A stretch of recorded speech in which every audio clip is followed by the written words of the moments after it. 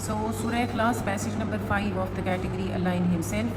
There are only 4 ayat of this passage, and I've highlighted the translation words which says the one and only, the eternal, the absolute, does not beget nor is he begotten, and there is none like him.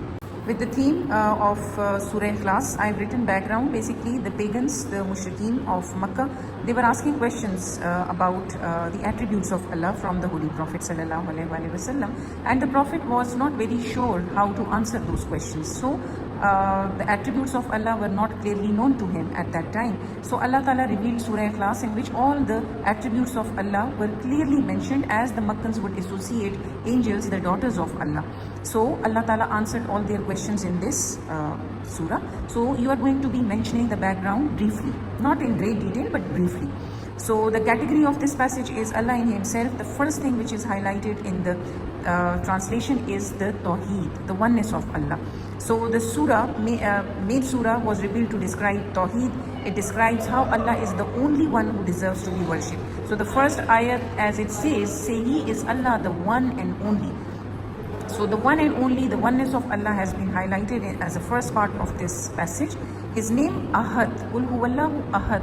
So Ahad has been mentioned. You can mention Ahad here as well, which means that He is the one, He is alone, there is no one with Him. So here we have also mentioned one reference, Allah, there is no God but He, which is taken from Ayatul Kursi. The next theme of this passage is Samad. Samad is an important aspect of Allah's description, as it encompasses many things like the power of Allah, the independence of Allah, absolute nature of Allah, sublime nature of Allah. So as Allah is not limited to time and space, so He is independent in all His acts. The next thing highlighted in this passage is the family of Allah. So it says Allah has no family, He has no partners, He's not neither the father of anyone nor He's the son. So He has no family partners, He is having no family, He does not have any children nor anyone to share His authority. So despite of not having any family, there is not anyone else who can share His authority. And lastly, the attributes of Allah. So as we know that Allah has 99 names, so in all those 99 names, Allah is unique. There is no one who can share any of the quality and power of Allah. So Allah is unlike anyone or anything in His creations, so no one can be compared to Him. Let's move on to the importance of the theme of Surah Ikhlas. So the first thing it says that the importance is basically on stressing the oneness of Allah, so that the people do not take any other people or created things as their Lord. For example, they should not replace God with things like influential people, Sufis, saints, or place anyone or anything alongside Him.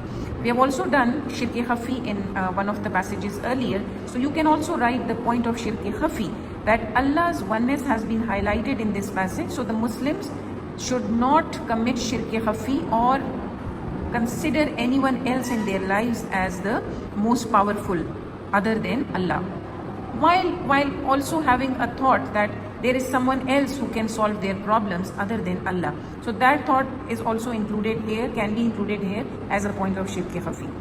Next thing, it says it ensures that they know that Allah does not have family. It has been very clearly highlighted in Surah Ikhlas कि Allah की कोई family नहीं है. So they will avoid making the mistake of believing in God having children or a partner or anyone to share His authority.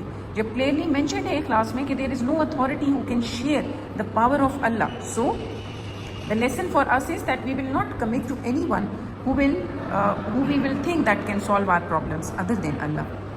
Clarity is also given to develop relationship with Allah alone. So basically, you being a Muslim are only required to develop their contact with Allah rather than contacting anyone else for their help.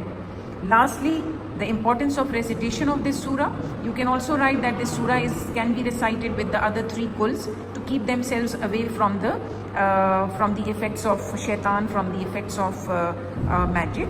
They can also say that if this surah is recited once, so it gives them the sawab, it gives the Muslims the sawab and blessings of reciting 1/3 of the Qur'an. And you can also write that if this surah is recited 3 times, so it gives the Muslims the sawab of reciting the whole Qur'an.